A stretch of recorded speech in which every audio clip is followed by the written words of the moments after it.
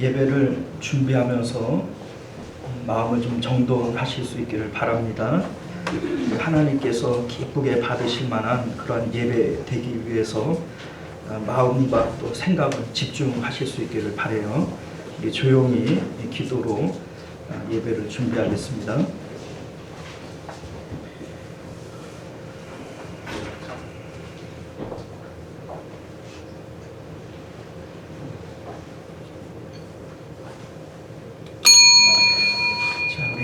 지금으로부터 3월 10일 주일 오전 예배 우리 하나님 앞에 드리도록 하겠습니다.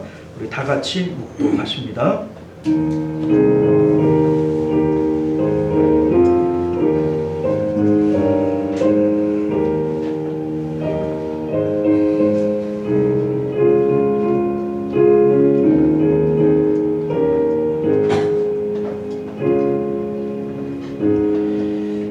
나의 영혼이 잠잠히 하나님만 바라며 나의 구원이 그에게서 나오는도다. 오직 그만이 나의 반석이시요 나의 구원이시요 나의 요새이시니 내가 크게 흔들리지 아니하리로다. 아멘. 존귀하시고 은혜로우신 우리 주 하나님, 우리의 예배를 기쁘게 받으시며 우리에게 복 주시기를 원하시는 하나님, 우리가 오늘도 온 마음을 다하여 하나님을 송축할 때 우리 하나님께 은혜와 복을 받을 수 있는 마음의 그릇들이 준비되게 하시고, 하나님 예배를 통하여 하나님 영광 받으실 때 우리 마음 가운데 하나님 안에 있는 기쁨이 충만하도록 은혜 베풀어 주옵소서. 아멘. 모든 예배의 시종을 주님 앞에 맡겨드리오며 거룩하신 우리 주 예수님 이름으로 간절히 기도드리옵나이다. 아멘. 우리 찬송가 25장 함께 찬양하겠습니다.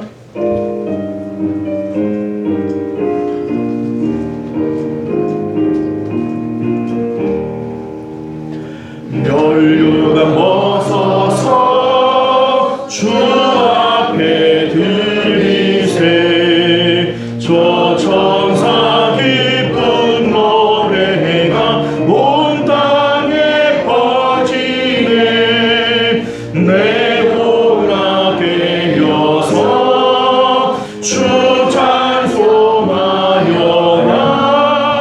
온 백성 죄를 속하신 만왕의 왕일세.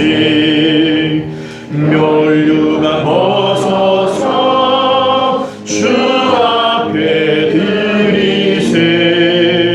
그 손과 몸의 상처가 영광 중 빛나네. 하늘의 천사도 그 영광 보고서 고난의 신비 알고자 늘 모하도다. 멸류가 벗어서 주 앞에 드리세. 온 세상 전쟁 그치고 참 평화 오겠네. 주 보좌 앞에서 온 백성 엎드려 그 한량없는 영광을 늘 찬송합니다.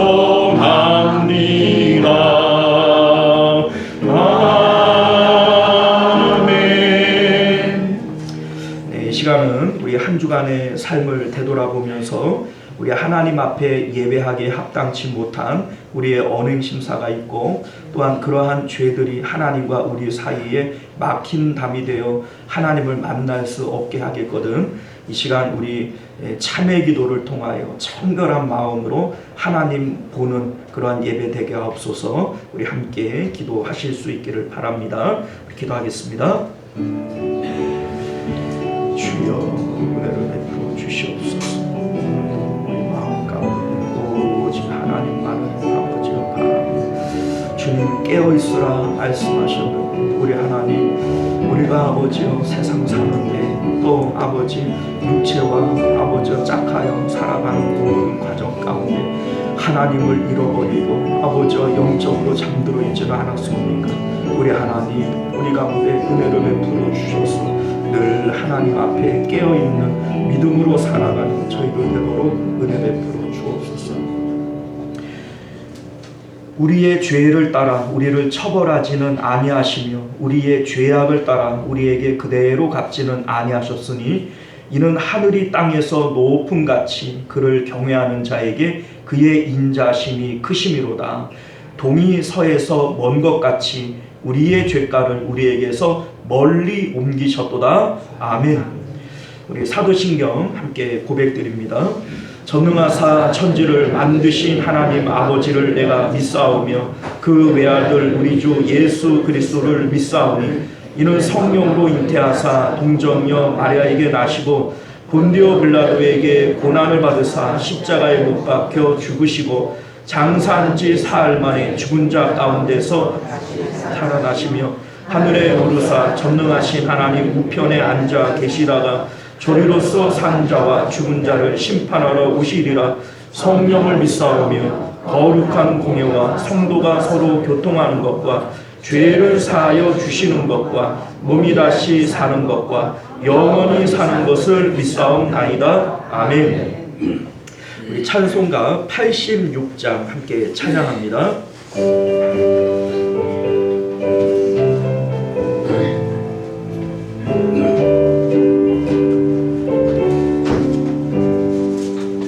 내가 의지하는 예수 나의 상처 입은 심령을 불쌍하게 여기사 위로하여 주시니 미쁘신 나의 좋은 친구 내가 의지하는 예수 나의 사모하는 친구 나의 기도 들으사 응답하여 주시니 미쁘신 나의 좋은 친구 주의 손 의지하고 살 때 나를 해할 자가 없도다.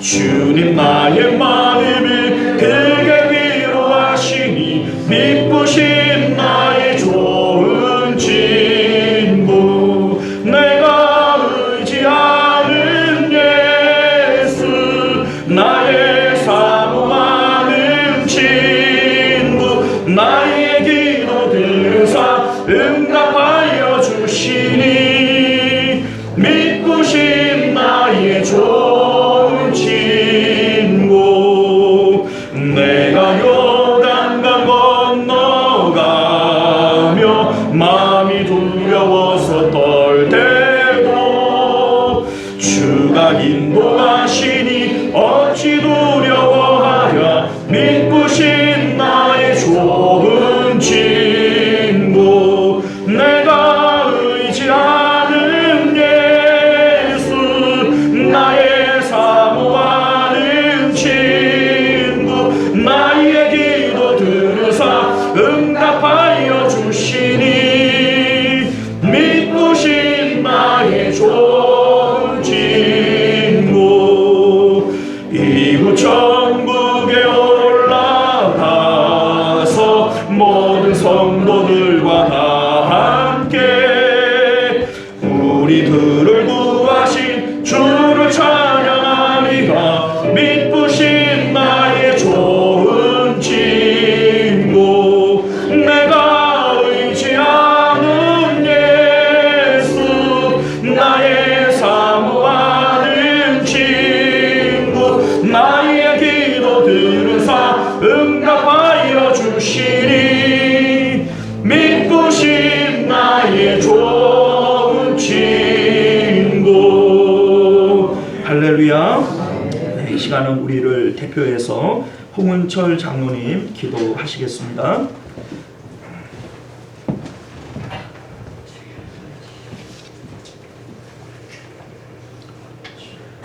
사랑과 은혜가 충만하신 하나님 아버지, 오늘 거룩하고 복된 사순절 기간에 저희들을 주님 성전으로 인도하여 주시고 하나님께 찬양하며 경배를 드리게 하시니 감사드립니다.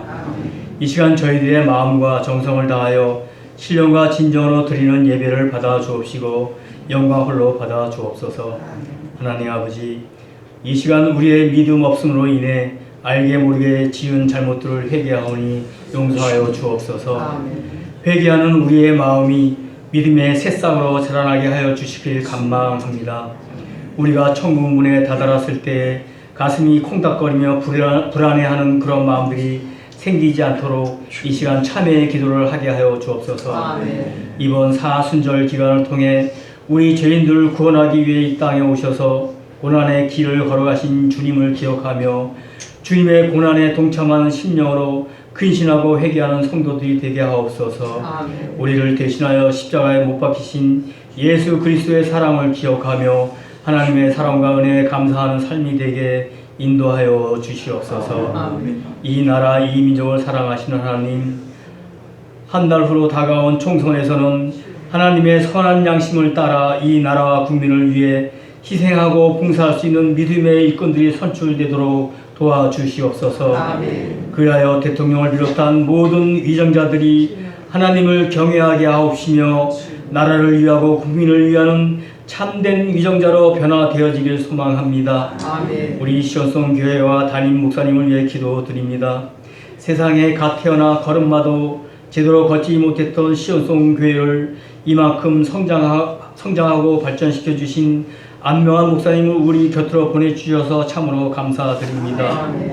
부족하고 어리석은 우리 양떼들에게 예수님과 같은 목자의 마음으로 시온송 교회와 성도들을 위하여 늘 기도하며 말씀을 준비하고 힘써 가르치시는 담임 목사님, 지친 우리들에게 푸른 초장, 맑은 물가로 인도하시는 선한 목자가 되게 하여 주시옵소서. 우리 목사님의 수고와 헌신을 통하여 시온송 교회가 더욱 부하여지고 흥하여지는 놀라운 역사가 일어나게 하여 주옵소서. 지금은 비록 약하고 부족할지라도 모든 성도들이 합심하고 기도하여 아름답게 쓰임받는 교회 되게 은혜 내려 주옵소서. 하나님 말씀을 듣습니다. 오늘도 우리에게 말씀을 전하기 위해 단위에 오르시는 목사님을 성령으로 붙들어 주옵시고 하나님 말씀을 듣는 우리들에게는 어두운 눈은 밝혀 주옵시고 닫힌 길은 열게 하여 주옵소서. 그래서 하나님을 보게 하시며 하나님의 음성을 듣게 하여 주셔서 언제나 하나님 말씀 따라 사는 저희들 되게 하여 주옵소서. 또한 목사님이 사명을 잘 감당할 수 있게 목사님의 가정을 축복하여 주셔서 자녀와 잘 되게 하시고 사모님에게는 내조를 잘할 수 있는 건강 지켜 주옵소서. 자비로우신 하나님 아버지, 오늘도 주님을 찬양하며 기도하는 사랑하는 성도들을 일일이 기억하시고 은혜와 축복을 충만하게 내려 주옵시길 원합니다. 믿음이 약한 자에게는 강하고 굳센 믿음을, 고통을 받는 자에게는 위로를 주시며 어렵고 힘든 일을 당한 자에게는 지혜와 능력을 주시어 승리하게 하여 주옵소서. 처음 시간입니다. 마치는 시간까지 주님 홀로 영광 받으시길 원하오며 이 모든 말씀 전능하신 우리 주 예수 그리스도의 이름으로 간절히 기도드리옵나이다. 아멘.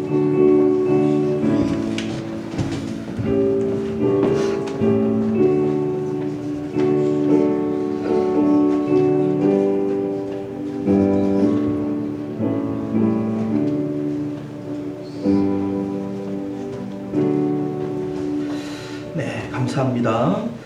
우리 찬송가 213장 4절 찬양 드리시면서 드려진 예물 봉헌하도록 하겠습니다.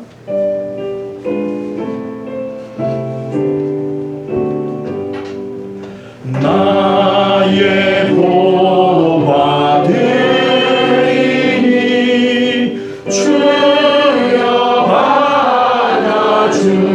받아주셔서 하늘 나라 위하여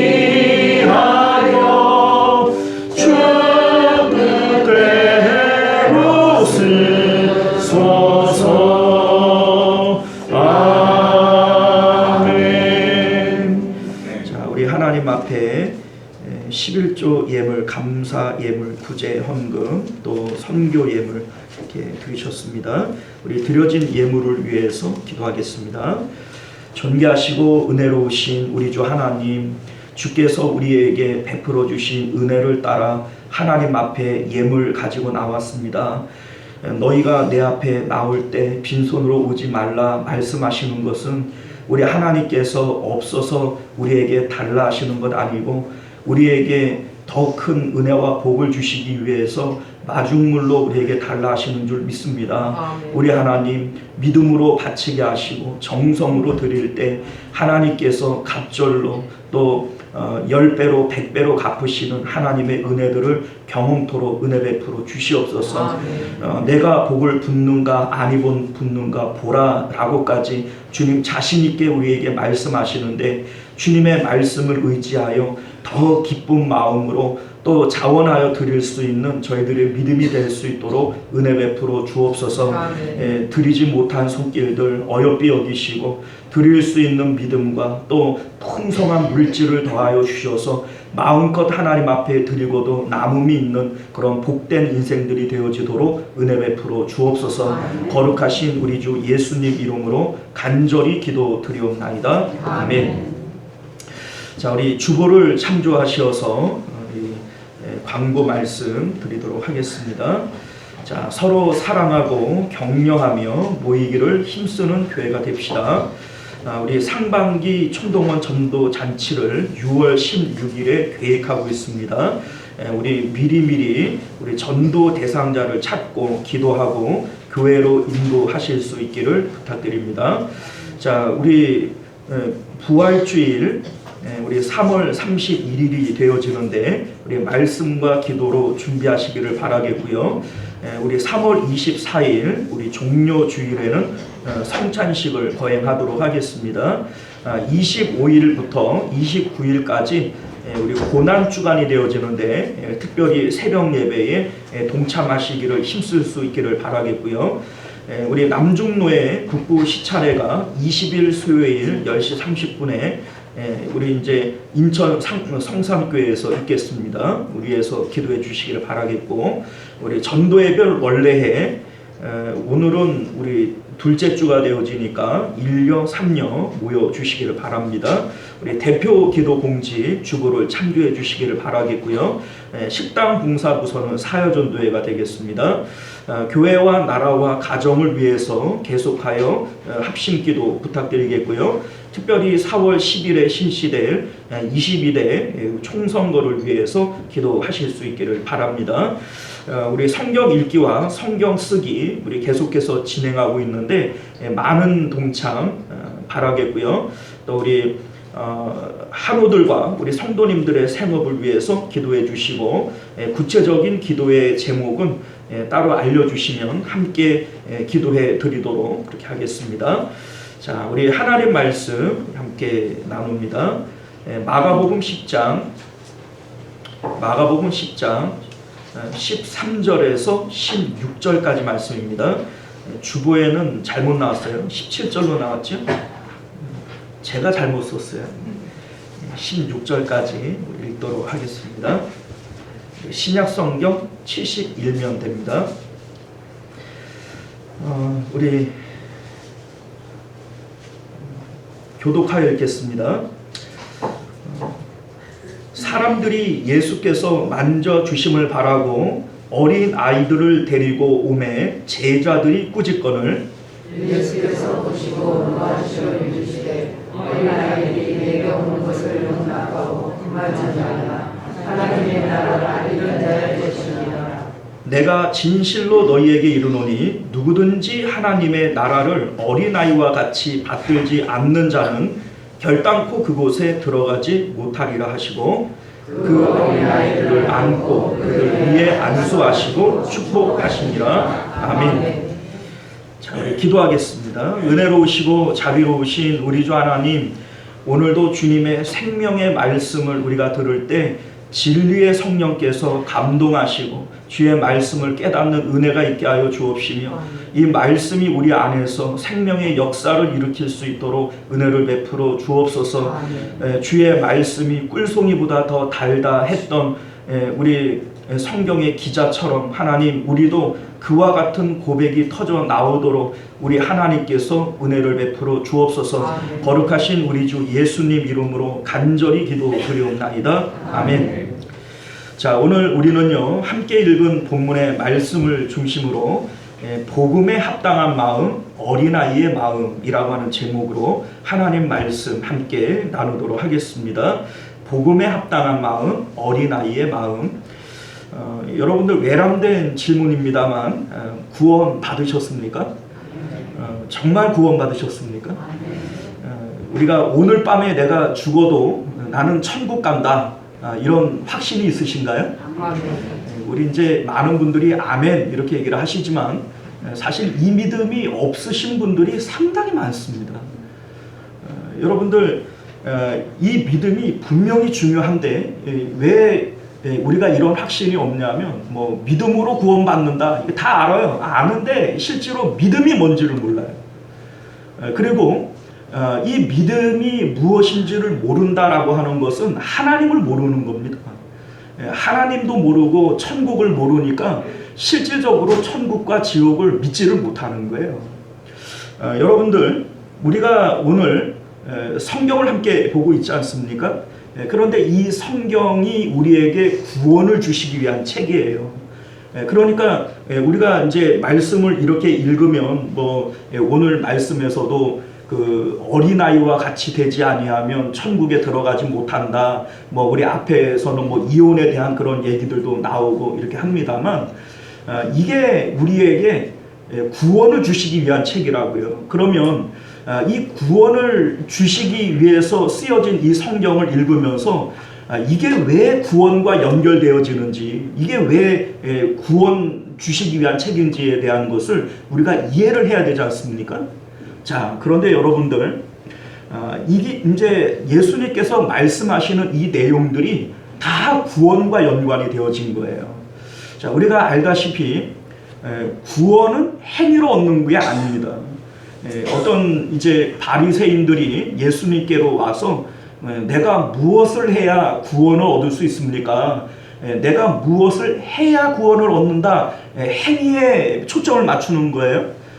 그러니까 사실은 이러한 공로주의, 행위에 대한 의존하는 마음들이 오늘날 우리에게도 있어요. 그래서 내가 구원받았나? 라고 하는 것에 대해서 자꾸 의심이 가는 이유 중에 하나가 내 행위를 자꾸 보는 거예요. 그런데 믿음으로 구원을 얻는다 라고 얘기를 했을 때 이 믿음은 어디 있어요? 행위에 있습니까? 마음에 있습니까? 믿음은 마음에 있는 거예요. 자, 그래서 성경이 우리에게 구원을 주시기 위한 책이고 예수님께서 여러 가지 일들을 말씀하실 때 이것은 천국에 들어가는 믿음이 있는 마음이 어떤 상태냐, 이걸 우리에게 알려주려고 하는 거예요. 그러니까 오늘 말씀에서도 복음에 합당한 마음, 즉 천국에 들어갈 마음은 어떤 마음이냐, 어린아이와 같은 마음이 있어야 천국에 들어가는 것이다. 이걸 우리에게 가르쳐주고 싶으신 거죠. 우리가 이제 앞절에 1절에서 12절까지 말씀을 통해서 복음적 부분 관계의 모델 이심동체, 이러한 제목으로 함께 말씀을 나눈 바가 있습니다. 성경은 지금 이혼에 대한 얘기를 하자는 게 아니에요. 이혼이라고 하는 소재를 통해서 복음이 무엇인지에 대해서 알려주시는 것이지 이게 이혼에 대한 얘기를 하자는 게 아닙니다. 성경은 우리에게 구원을 주시기 위한 책이지 이혼해라 말아라, 이게 좋은 거다 나쁜 거다 이런 얘기 하자는 게 아닙니다.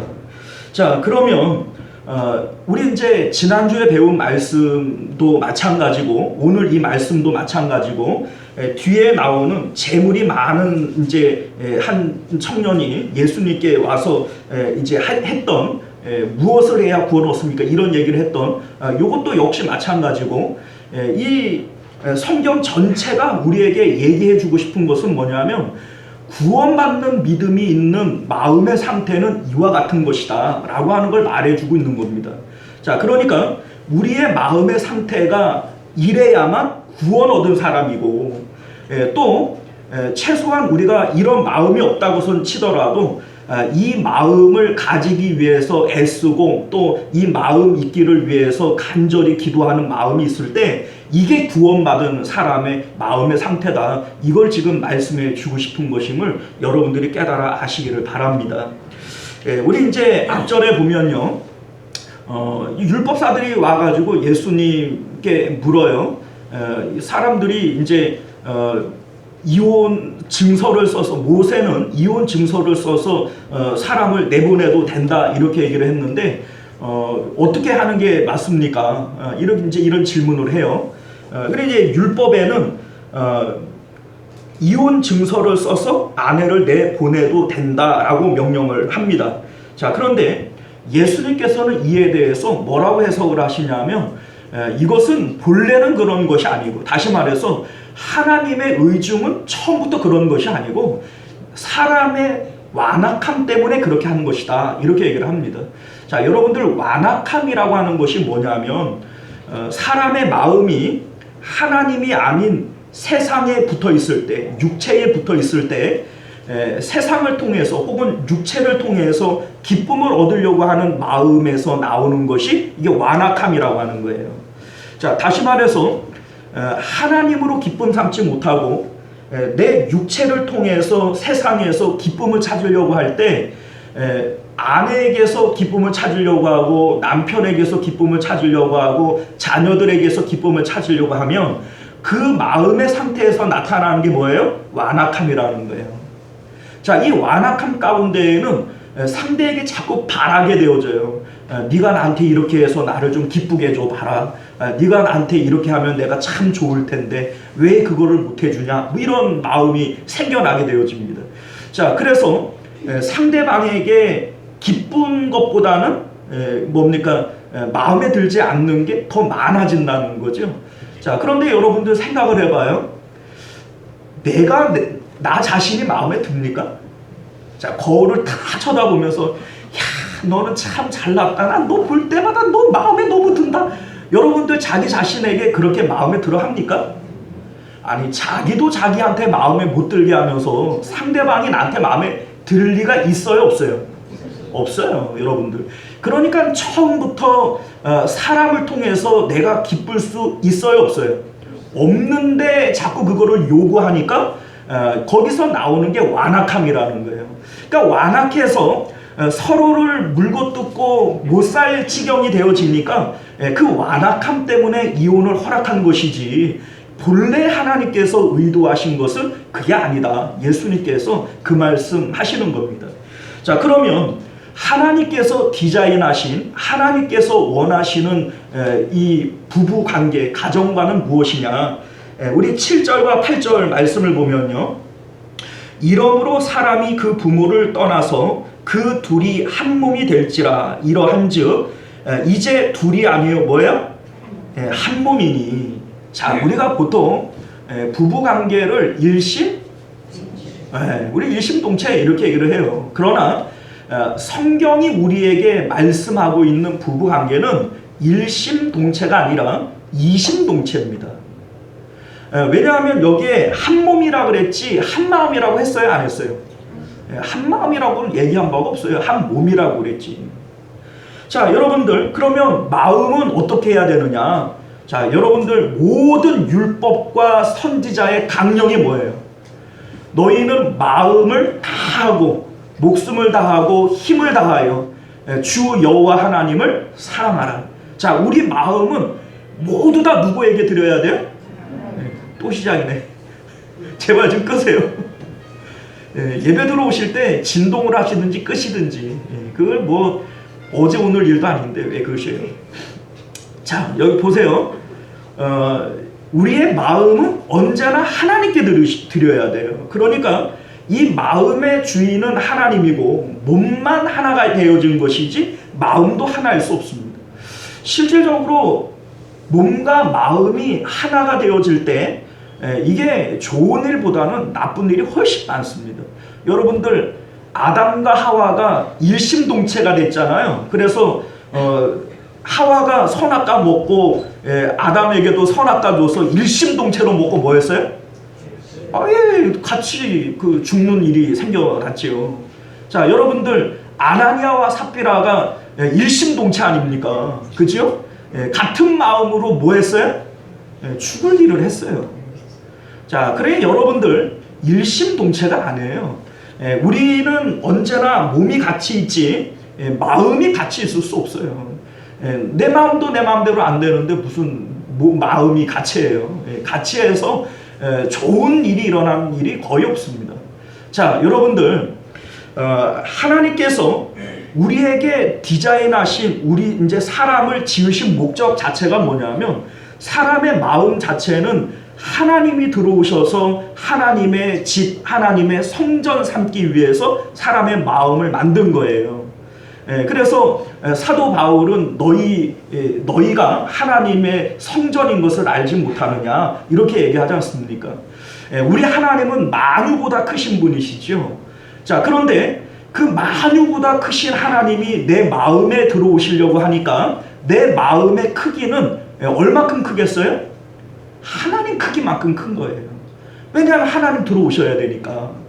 자, 그런데 이 마음에 세상에 어떤 걸 집어넣어야 마음이 채워지고 만족하게 되어지겠습니까? 하나님 크기로 지어진 이 마음에는 세상에 그 어떤 걸 집어넣어도 만족이 되어질 수 없어요.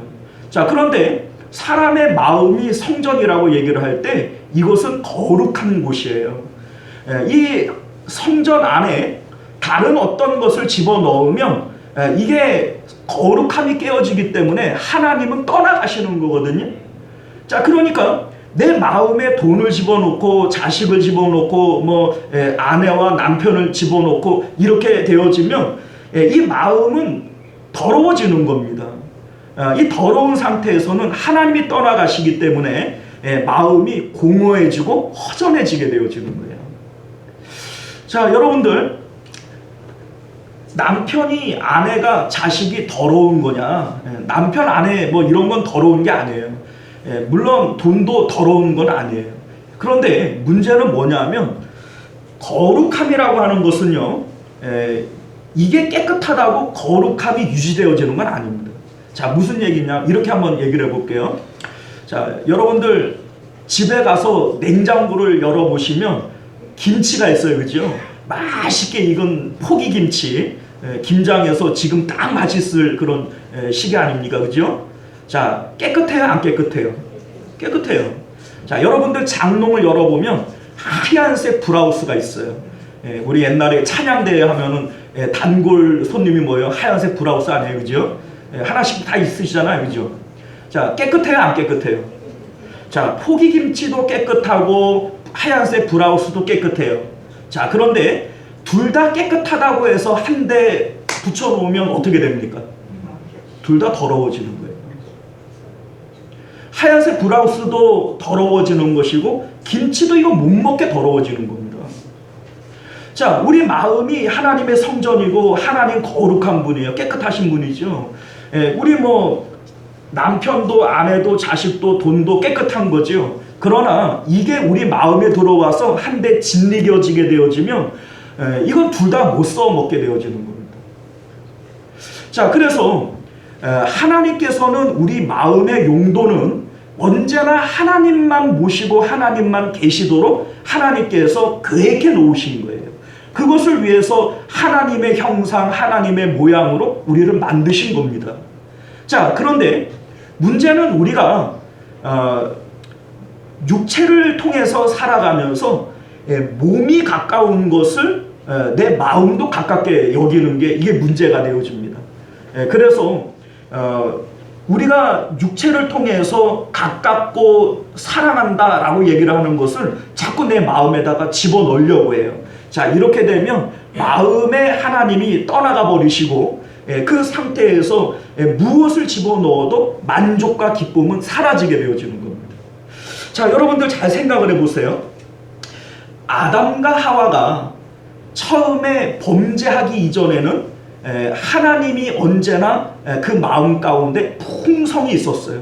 에덴 동산에서 하나님을 대면하여 보고 하나님이 아담아 찾으시면 아담이 네 하나님 이렇게 응답하는 이러한 복된 상태에 있었어요.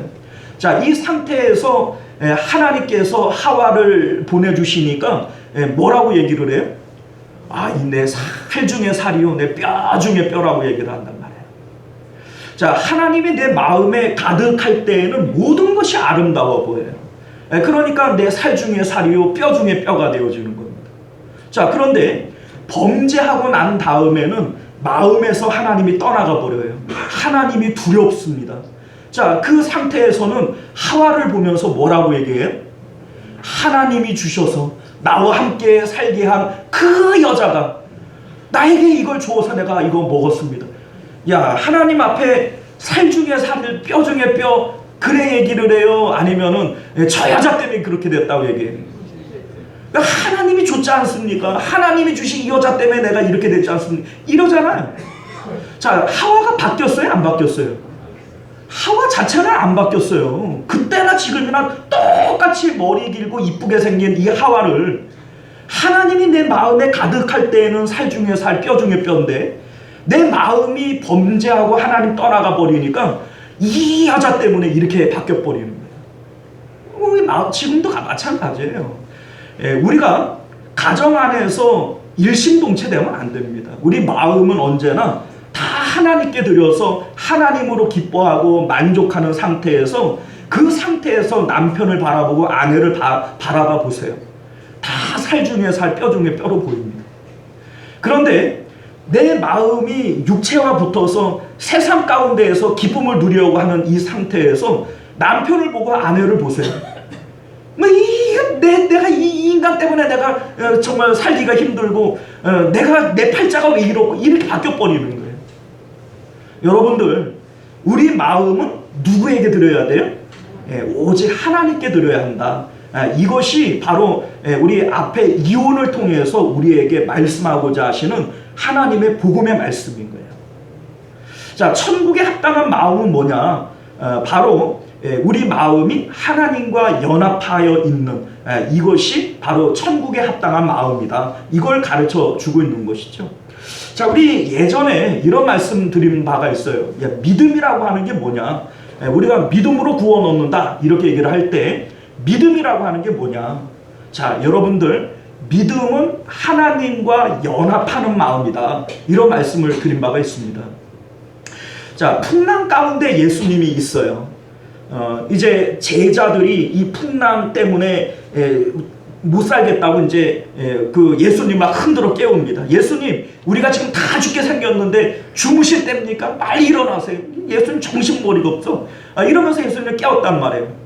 그런데 예수님께서 오히려 제자들에게 막 나무라세요. 너희가 어찌하여 두려워하느냐? 믿음이 없느냐? 이렇게 얘기를 한단 말이에요.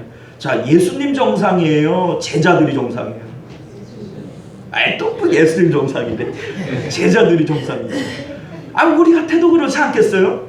지금 배가 지금 풍랑 때문에 뒤집힐 위기에 있는데 예수님을 깨운다. 이게 기도하는 거 아닙니까? 예수님, 지금 우리가 다 죽게 생겼는데 우리 좀 구해주세요. 우리가 기도하는 거랑 뭐 다를 바가 없잖아요.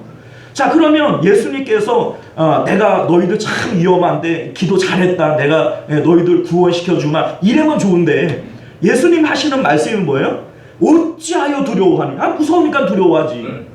그런데 예수님께서 하시는 말씀이 뭐냐면 그게 믿음이 없는 거다. 이 얘기입니다. 어찌하여 너희가 믿음이 없느냐? 자, 예수님은 그 가운데 잠을 주무세요. 자, 왜 잠을 주무세요? 평안하거든요. 마음은 언제나 평안하다. 예수님의 마음의 상태는 평안해요. 왜요? 풍랑 가운데 있을지라도 그 가운데에 하나님 계신 것도 사실이에요? 안 사실이에요? 풍랑이 있는 것도 사실이지만 예수님께서, 하나님께서 살아계시고 그 하나님이 나를 사랑하는 것도 사실이에요. 제자들의 마음은 어디 붙어 있어요? 풍랑이 있는 이 바다에 마음이 붙어 있는 거예요. 예수님의 마음은 어디 있어요? 하나님께 올라가 있는 거예요. 자, 그러니까 그 가운데에 예수님은 마음이 평안하고 잠을 주무시는 거죠. 이게 바로 믿음인 거예요.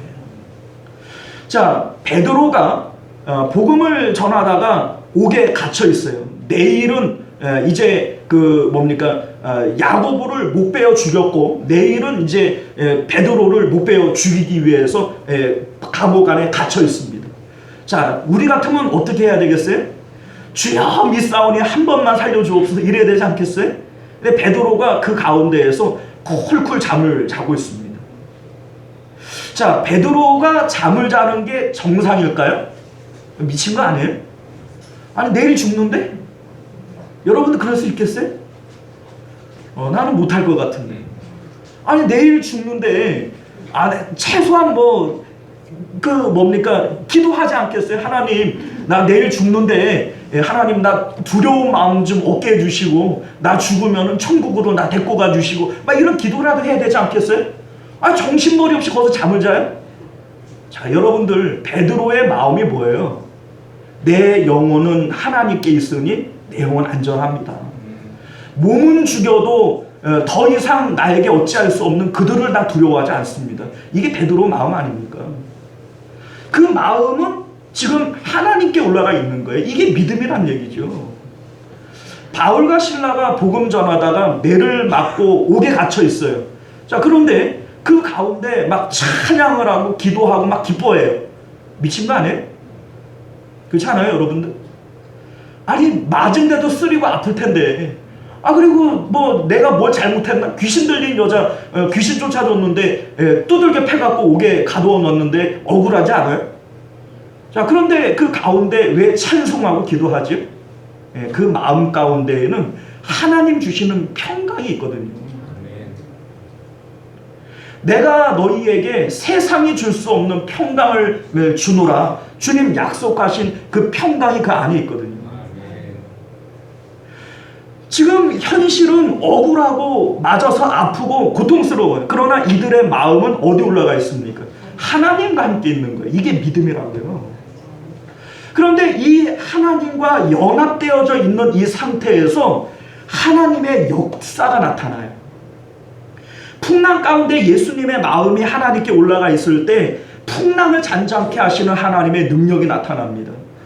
베드로가 감옥 안에서 내일 죽는 상황에서도 마음이 하나님께 붙어 있을 때 그 착고가 풀려지고 천사가 나타나 그 옥 바깥으로 베드로를 이끌어내지 않습니까? 바울과 실라가 감옥 안에 갇혀 있어도 하나님께 마음이 올라가 있는 순간 그 옥토가 흔들리고 착고가 풀려지는 역사가 일어나지 않습니까? 여러분들, 이게 하나님께서 우리에게 계획하신 삶의 내용인 것을 믿으실 수 있기를 바라요. 이게 성경에만 나오는 옛날 이야기가 아니고 오늘날 우리들에게도 동일하게 적용되어지는 하나님의 역사이신 것을 믿으시기를 바랍니다. 우리의 삶 가운데 여러 가지 일들이 있어요. 내 육체와 내 마음이 붙어서 현실에만 내 마음이 쏠려지게 되어질 때 이게 완악함이라고요. 그 완악함 상태에서는 모든 게 불만이에요. 직장은 왜 이 모양이고, 왜 아내와 남편은 이 모양이고, 내 자식들은 왜 이 모양이냐. 언제나 여기서부터 나타나는 완악함이란 완악함.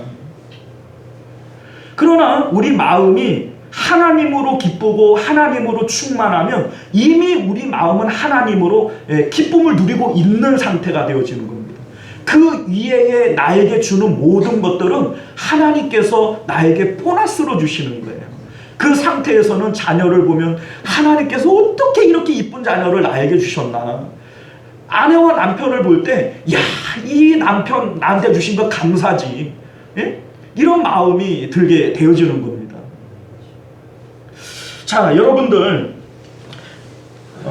성경이 우리에게 말씀하고자 하시는 이 내용은 단순한 내용이 아니라 믿음으로 구원을 받는데 믿음이 우리 안에 있을 때 우리의 마음의 상태는 어떠해야 되느냐, 이게 바로 성경이 우리에게 알려주고자 하는 내용인 것을 믿으실 수 있기를 바라요. 자, 오늘 본문은 우리 이제 그 15절 말씀을 보면 어린 아이들과 같이 같이 하나님 나라를 받들지 않는 자는 결단코 천국에 못 들어간다, 이렇게 되어져 있잖아요. 자, 이것도 역시 마찬가지예요.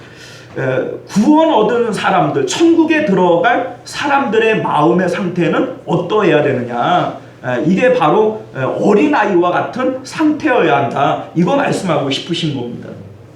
자, 오늘 본문에 나오는 내용들을 좀 살펴볼게요. 13절 말씀을 보면요, 사람들이 예수께서 만져주심을 바라고 어린아이들을 데리고 오매 제자들이 꾸짖거늘.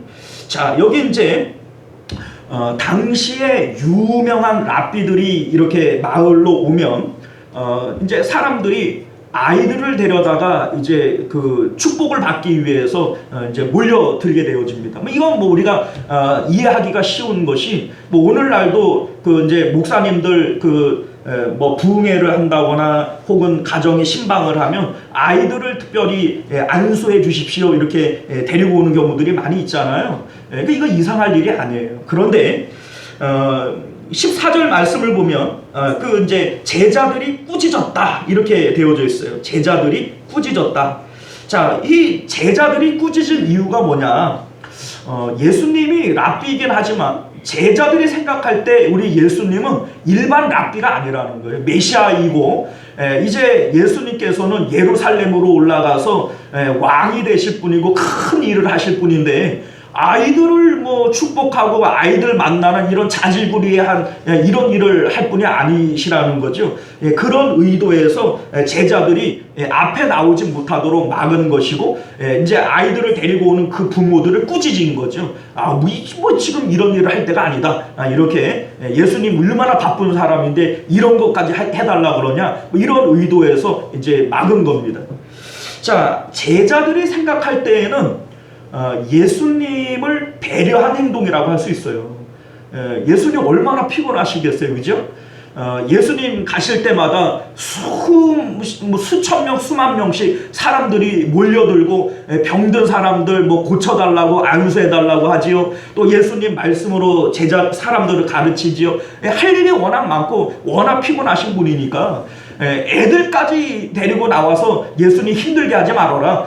이런 의도에서 제자들은 한 행동일 거예요. 그러니까 자기들 나름대로는 예수님을 위한다고 한 일이고 예수님을 배려한 일이라고 할 수 있죠. 자, 그런데 14절 말씀을 보면 예수께서 보시고 노하시어 이르시되 어린 아이들을 내게 오는 것을 용납하고 금하지 말라. 하나님의 나라가 이런 자들의 것이니라 라고 말씀하세요. 자, 여기 보면 노하였다라고 되어져 있는데 이 노하였다라고 하는 이 헬라어 단어가요, 아그나크테오라고 하는 단어인데 분노했다 이런 뜻이에요. 분노했다. 자, 노하였다. 그러니까 예수님께서 화를 내시고 그냥 꾸중하신 정도가 아니라는 거예요.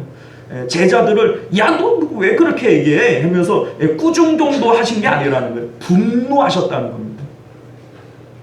자, 우리 이제 앞에 이제 내용을 보면 길에서 예수님의 이름으로 귀신을 내쫓는 사람을 보고 이제 베드로와 이제 그 야고보와 요한이 너는 우리들을 따르지도 않으면서 예수님을 따라다니지도 않으면서 누가 맘대로 예수님 이름으로 귀신 내쫓으래 이러면서 예수 이름으로 귀신 못 쫓도록 말렸단 말이에요. 근데 그때 예수님께서 뭐라고 말씀하세요? 그 사람을 실족게 하는 것은 연자 맷돌을 메고 바다에 던져지는 게 차라리 낫다. 정말 무섭지 않습니까? 자, 그런데 예수님께서 그때에도 그렇게 분노하셨는데 어린아이가 나오는 것을 못 나오게 한 것도 지금 매우 분노하셨다는 거예요. 그러니까 예수님께서 왜 이렇게 분노하시는가? 자, 누구든지 예수 앞에 나오는 것을 막으면 안 된다는 겁니다. 왜요? 예수님께 영생이 있고 구원이 있는데, 우리는 그러잖아요. 기도할 때 이제 아이들한테 저 어린 영혼을 하나님께서 어여삐 여겨 주옵시고 막 이게 어린 영혼을 막 이렇게 얘기를 하잖아요. 근데 여러분들 영혼에 어린과 늙음이 있습니까? 예? 솔직히 몸이 어리고 몸이 늙는 거지 영혼은 나이 먹는 게 아니에요, 여러분들. 영혼은 다 질적으로 영원한 것들 아닙니까? 그런데 무슨 나이 먹은 그 늙은 영혼 있고 아이들은 저 어린 영혼입니까? 아니에요, 여러분들. 그러니까 누구든지 예수님 앞에 나오는 것을 말리면 안 돼요. 왜냐하면 아무리 갓난아기의 영혼이라고 할지라도 그건 영혼인 거예요. 영혼은 예수 그리스도를 통하지 않고는 구원 얻을 수 없습니다. 그러니까 예수님 앞에 나오는 것을 말리면 안 되는 거예요. 자, 그래 우리가 앞절에서도 제자들이 예수님을 모르니까 예수님의 의도를 모르니까 예수님을 위함답시고 예수님 분노할 일들을 만들어요. 자, 오늘날 우리들도 역시 마찬가지예요.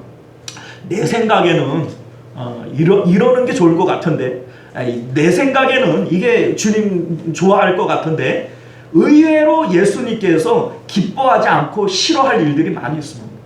그러니까 우리가 주님의 의도를 분명히 알고 해야 되는 거예요. 우리 말씀을 배우고 성경을 통해서 하나님을 알아가야 할 이유가 바로 거기 있는 겁니다. 나 나름대로는 주님 위한다고 얘기를 하지만 오히려 주님께서 분노하실 일들을 우리가 행하며 살아갈 수 있기 때문인 것이죠. 자, 오늘 말씀을 보면요, 예수님 15절 말씀을 보면 내가 진실로 너희에게 이르노니 누구든지 하나님의 나라를 어린아이와 같이 받들지 않는 자는 결단코 그곳에 들어가지 못하리라 하시고, 자, 여러분들 어린아이와 같이 천국을 받든다, 이게 무슨 뜻일까요, 여러분들? 아이들은 천국을 받드나요? 과연 그런가요? 자, 여러분들 이 말씀의 의도를 우리가 분명히 알아야 되는데, 어린아이와 같이 되라 뭐 이렇게 얘기를 할 때 그럼 우리가 뭐 아이들처럼 다 돼야 되나요? 정신연령이라도 아이들처럼 돼야 되나요? 그런 의도가 아니죠. 자, 우리 이제 요한복음 3장을 보게 되면 니고데모가 예수님을 찾아와서 내가 어떻게 해야 영생을 얻을 수 있습니까? 영생에 대해서 물어봐요. 예수님께서 뭐라고 얘기를 합니까? 물과 성령으로 거듭나지 아니하면 결단코 하나님 나라에 들어갈 수 없다, 이런 말씀을 합니다. 그러니까 이제 니고데모가 어떻게 물어보냐면, 예수님, 내가 이미 나이가 이만큼 먹었는데 어떻게 어머니 뱃속에 들어갔다가 다시 날 수 있습니까? 이렇게 물어보잖아요. 그러니까 니고데모도 상당히 이제 뭡니까, 무식한 거예요. 그러니까 어떻게 내가 다시 태어날 수 있느냐. 근데 예수님께서 말씀하신 의도는 뭡니까? 물과 성령으로. 그러니까 이거는 말씀과 성령으로 이런 의미예요. 그러니까 말씀과 성령을 통해서 우리가 다시 태어나지 않는다면 하나님 나라를 볼 수도 없고 들어갈 수도 없다. 자, 여기서도 마찬가지입니다. 우리가 말씀과 성령으로 어린아이와 같은 마음으로 되살아나지를 않으면 하나님 나라 들어갈 수 없다, 이걸 말씀하고 싶으신 겁니다. 자, 여러분들, 어린아이가 가지고 있는 특징이 있어요. 그 특징과 같이 되어져야만 천국에 합당한 마음이다, 이 얘기입니다. 자, 여기서 말하는 이 어린아이라고 하는 이 단어는, 이제 헬라어 단어는요, 파이디온이라고 하는 단어를 썼어요.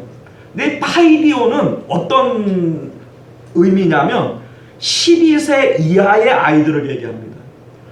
이제 우리나라도 이제 아이들을 부르는 이제 그 명칭들이 또 다르잖아요. 뭐 이를테면은 어린아이, 어린이 이렇게도 얘기를 하지만 애기야 애기, 이렇게도 얘기를 하잖아요. 애기와 어린아이는 다른 거죠. 마찬가지로 이 히브리어에도 이렇게 나이를 짐작하게 할 수 있는 이런 의미의 단어들이 있어요. 파이리오는 12세 이하의 아이들을 얘기하고요. 누가복음 18장 15절에도 이 똑같은 구절이 나오는데, 거기서는 브레포스라고 하는 단어를 썼어요. 이 브레포스라고 하는 단어는 갓난아기를 얘기를 합니다. 자, 그러니까 예수님께서 어린아이와 같이 되어지지 않으면 이라고 얘기를 할 때, 이 어린아이는 갓난아기이기도 하고, 이 마가복음에서는 12세 이하의 초등학생 아이들을 이제 의미해서 사용을 한 단어예요. 자, 그런데 이 아이들이 가지고 있는 특징이 뭐냐면요, 부모에 대한, 아버지에 대한 절대 의존과 절대 신뢰입니다. 이게 어린아이의 특징이에요.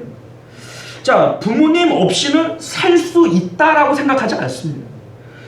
그래서 우리가 이제 찬송가 가운데도 이런 찬양 있잖아요.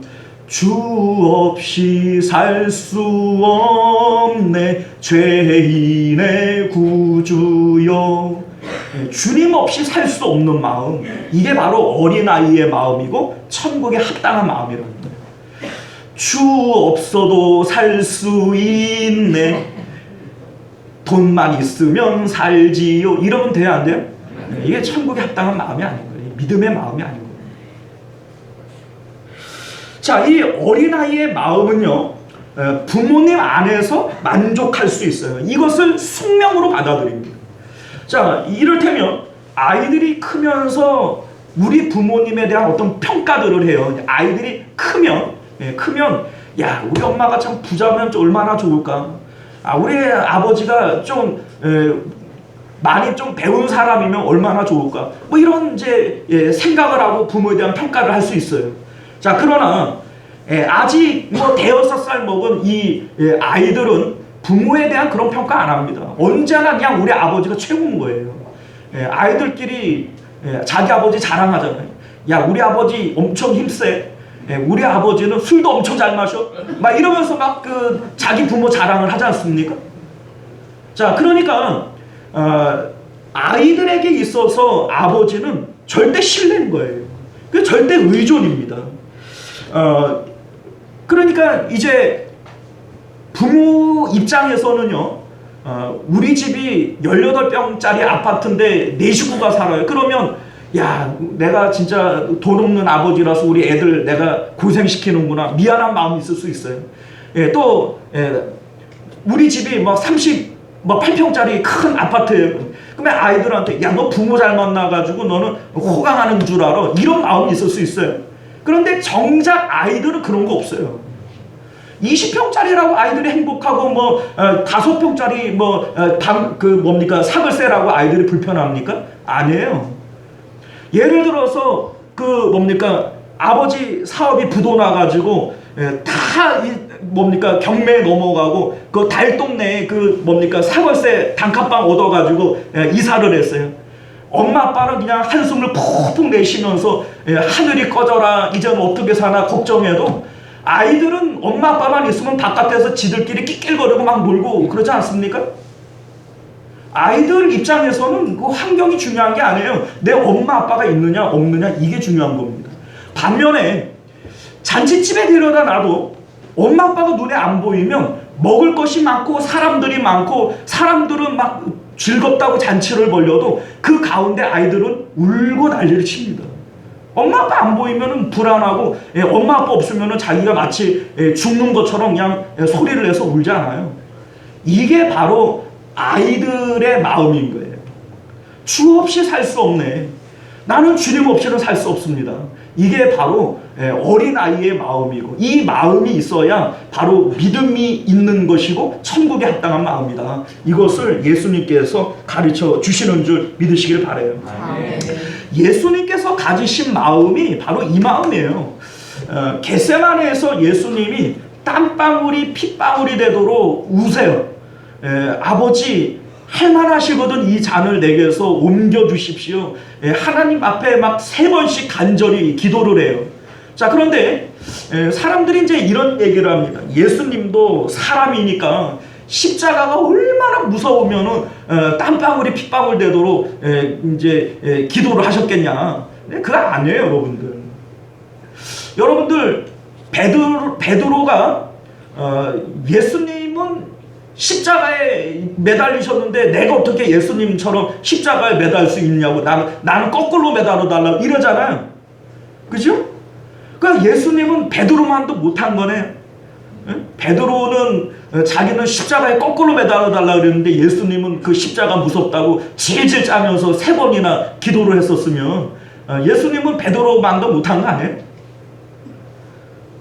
예수님께서 기도하신 것은 십자가의 고통 때문에 기도하신 게 아니에요.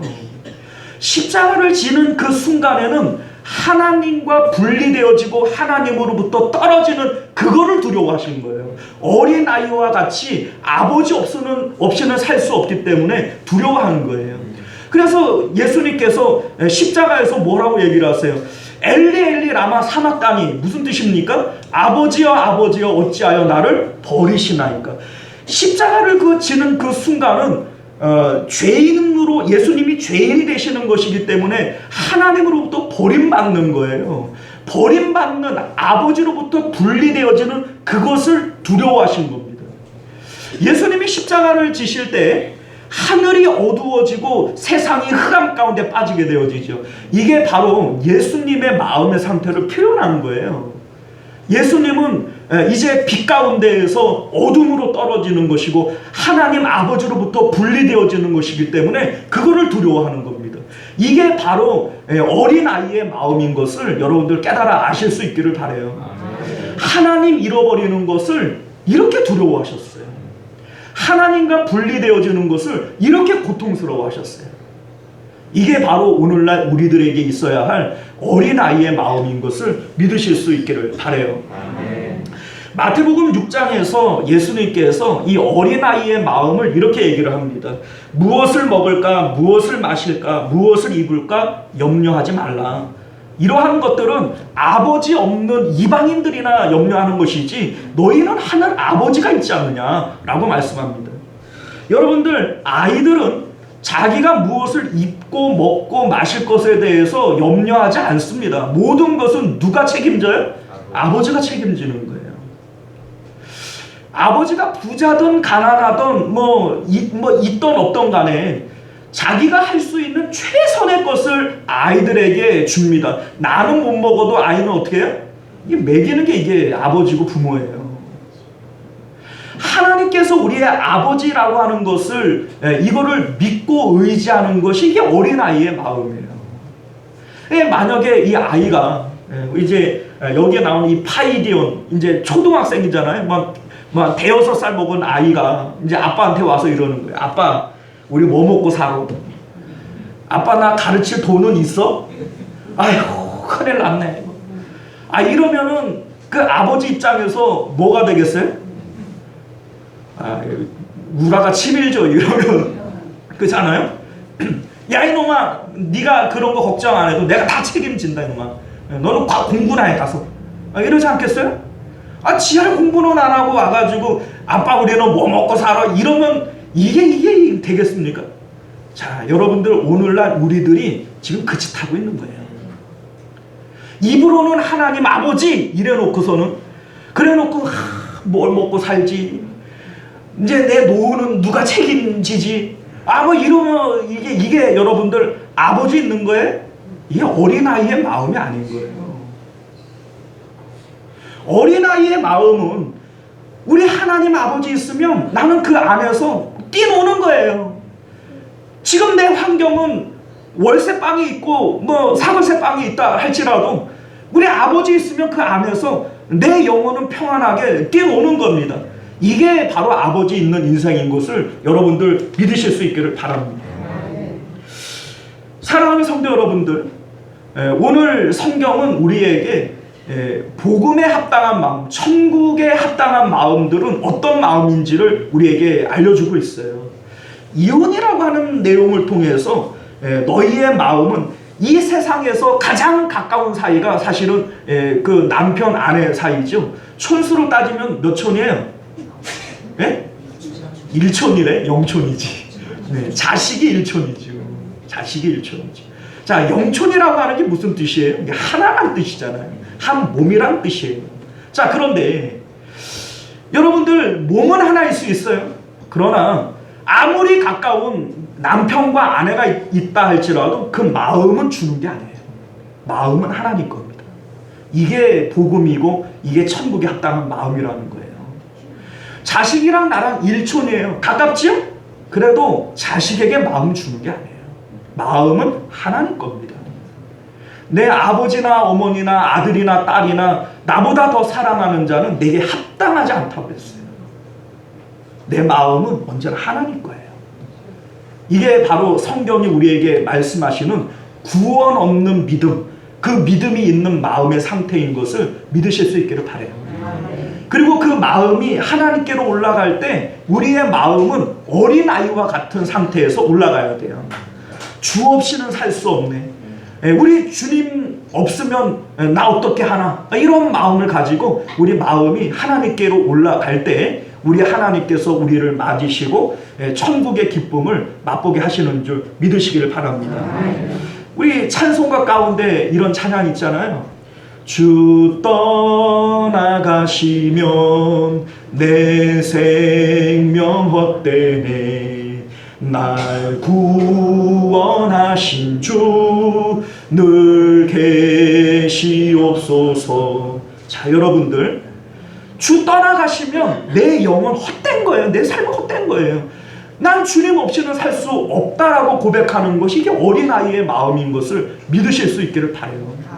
천국에 합당한 마음, 구원받은 사람들의 마음의 상태는 이래야 돼요. 최소한 그럴 수 없다 할지라도 이렇게 되어져야 한다는 것을 깨닫고 이것을 위해서 기도해야 됩니다. 이것이 바로 구원받은 사람들이에요. 여러분들 구원 받으셨습니까? 우리가 이 마음의 상태를 통해서 구원의 확신을 갖는 거예요. 내가 우리 주님을 이렇게 사랑하고 나 주님 없으면 못 사는 사람인데 이게 어떻게 구원이 아닐 수 있어.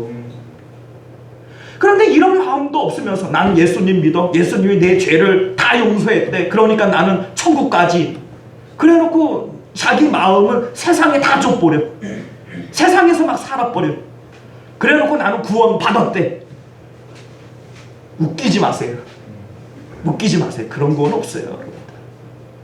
성경을 잘 보세요. 이 성경은 언제나 우리에게 마음의 상태를 얘기하고 있어요. 심령이 가난한 자는 복이 있다. 애통하는 자가 복이 있다. 그 마음이 하나님과 연합해야 구원이다. 어린아이와 같이 하나님을 의지해야 이게 믿음이다. 언제나 우리에게 이걸 얘기하는 것이지.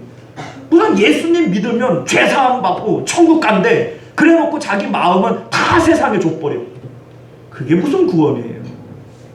깜짝 놀랄걸요. 천국 올라가면 깜짝 놀랄 거예요.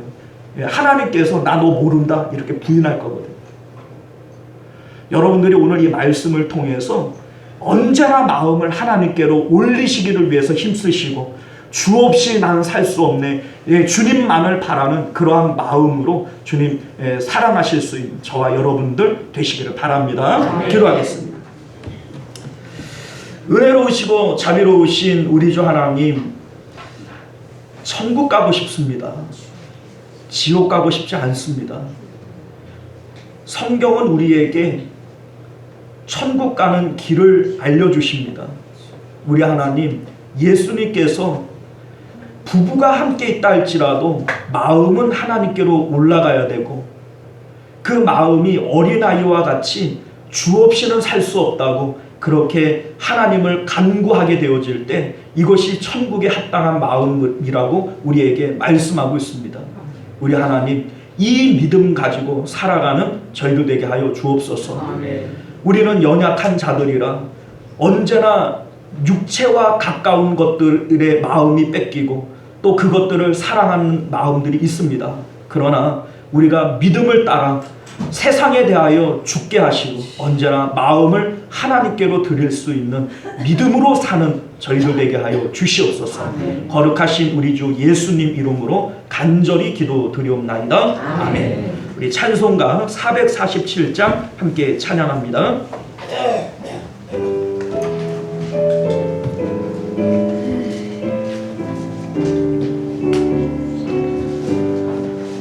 이 세상 끝날까지 주 섬겨 살리니 내 친구 되신 주여 늘 함께 하소서.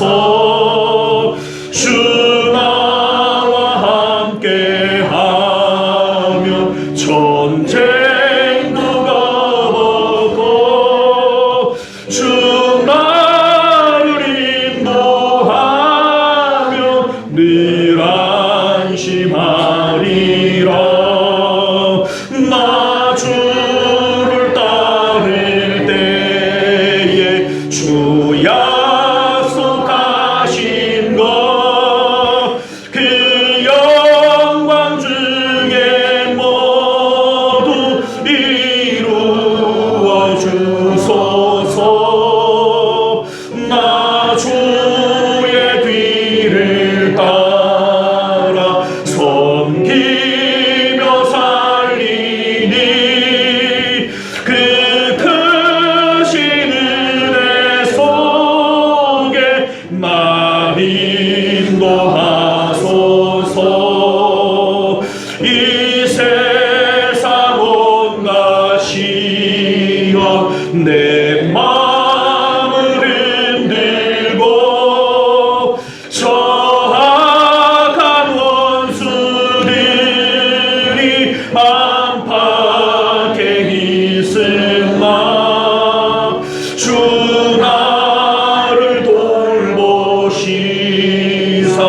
내 방패 되시고 내 옆에 계신 것을 늘 알게 하소서.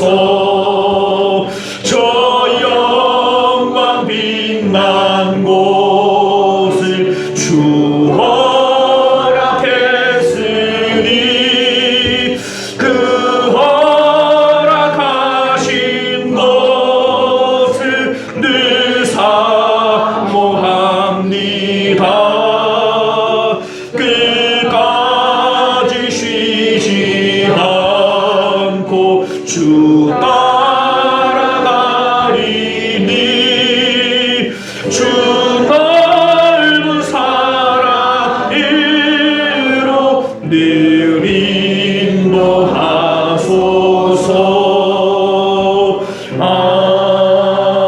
아멘. 자, 이 시간 우리 한 목소리로 같이 기도했으면 좋겠습니다. 천국에 합당한 마음이 중요한 거예요. 왜냐하면 믿음이라고 하는 게 우리 마음 안에 있지 않습니까? 그래서 모든 지킬 만한 것들 가운데 내 마음 지켜야 된다. 생명이 바로 이에서 남이니라 성경이 말씀합니다. 이 마음은 언제나 하나님께만 드려야 돼요. 아무리 가까운 영촌인 남편과 아내가 있다 할지라도 이 마음은 하나님께 드려야 되는 거예요. 내 속에서 나온 자식과 함께 있다 할지라도 이 마음은 하나님께 드려야 됩니다. 하나님께 마음이 있을 때 만나는 모든 것이 아름다워요. 내 마음이 하나님과 함께 있을 때 모든 것이 기쁨과 평강 가운데 있게 되어지는 것임을 믿으실 수 있기를 바랍니다. 그 하나님 없으면 못 삽니다. 나는 주 없이 살 수 없습니다. 이것이 바로 어린아이의 마음이고 이 마음이 있을 때 천국 가는 겁니다. 이 시간 우리 함께 기도하실 때 하나님께 연합하는 믿음 주옵시고 어린아이와 같이 주님만 바라보는 저희들 되게 하여 주옵소서. 우리 주여 한번 외치고 말씀을 기억하며 기도하실 수 있기를 바랍니다. 주여, 은혜로우신 우리 하나님, 우리가 오늘도 주의 말씀을 붙들고 함께 기도합니다. 우리 하나님이여, 어린아이와 같이 주 없이 살 수 없네. 아버지여, 주 떠나가시면 내 인생 헛되네. 아버지여, 이러한 마음으로 주님 나아갈 수 있는 저희들 되기를 원합니다. 어느 누구와 있어도 내 마음은 하나님께 드리고 하나님으로 내 마음은 평강을 누릴 수 있는 저희들의 삶이 되어줄 수 있도록 은혜를 베풀어 주옵소서. 주여, 오늘도 우리 가운데 주님 역사하여 주셔서 하나님의 영광이 우리 가운데 나타나도록 주님 은혜를 베풀어 주시옵소서. 존귀하신 우리 주 하나님, 구원받는 믿음, 이 믿음은 마음 안에 있습니다. 이 마음이 오직 하나님께만 드려지게 하여 주옵소서. 영촌인 부부가 있어도 그 마음은 하나님 것이고 내 속에서 나온 자식과 있어도 내 마음은 하나님 겁니다. 내가 직장에 나가 있어도 마음은 하나님 것이고 언제나 하나님께 마음 드리기를 힘쓰는 것이 천국에 합당한 마음인 것을 깨달아 알게 하여 주옵소서. 이때에 우리 마음은 어린아이와 같이 아버지만을 바라야 됩니다. 주 떠나가시면 내 인생 헛되네. 주님 아니면 나는 살 수 없네. 아버지여, 이것이 바로 어린아이의 마음이고 천국에 합당한 마음인 것을 깨달아 알게 하여 주옵소서. 이제 우리의 모든 삶 가운데 언제나 하나님께만 마음 드리기를 힘쓰며 살아가는 저희들 되게 하여 주옵소서. 거룩하신 우리 주 예수님 이름으로 간절히 기도드리옵나이다. 아멘. 지금은 우리 주 예수 그리스도의 은혜와 만극하신 하나님 아버지의 사랑하심과 내주하시는 성령 하나님의 인도 보호하심이 오늘도 말씀을 따라 마음을 하나님께 드리고 어린아이와 같이 하나님만 바라는 우리 모든 성도님들 가운데, 그리고 그 가정과 자녀들과 생업 가운데, 그리고 우리 시온성교회와 우리 만국교회 가운데 지금으로부터 영원토록 함께 있을지어다. 아멘.